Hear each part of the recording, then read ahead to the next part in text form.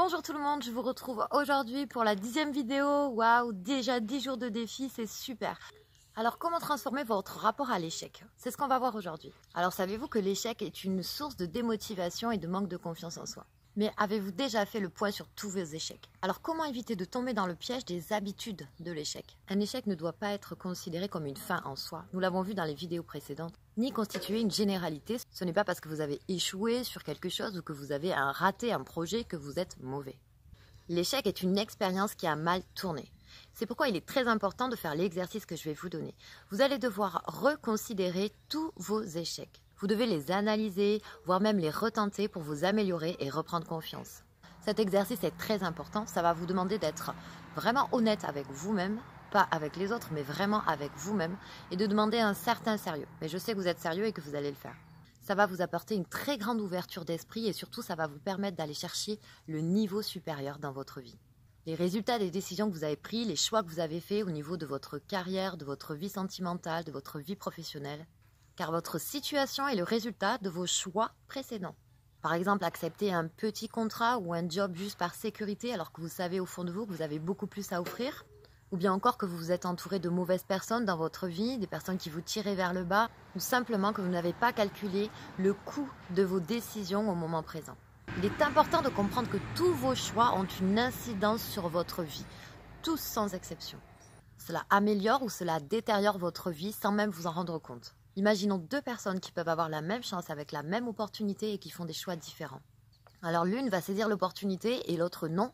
Ils vont se retrouver quelques années plus tard et vous savez ce que va dire celle qui n'a pas suivi l'opportunité? Elle va penser de l'autre qu'il a eu de la chance. Or non, il a fait le choix de saisir cette opportunité. Or il est temps de devenir conscient de vos choix, de vos habitudes et de vos schémas. Évidemment, on peut se tromper. Évidemment, on se trompe tous. C'est important de se tromper pour justement aller chercher ce qui s'est passé, pour aller plus en profondeur et pour ne pas reproduire les mêmes choses. Vous allez apprendre à ajuster vos choix en fonction de votre vision, en fonction de vos envies et en fonction des gens de votre famille que vous avez sous votre responsabilité. Vous allez lister tous les échecs que vous avez rencontrés dans votre vie.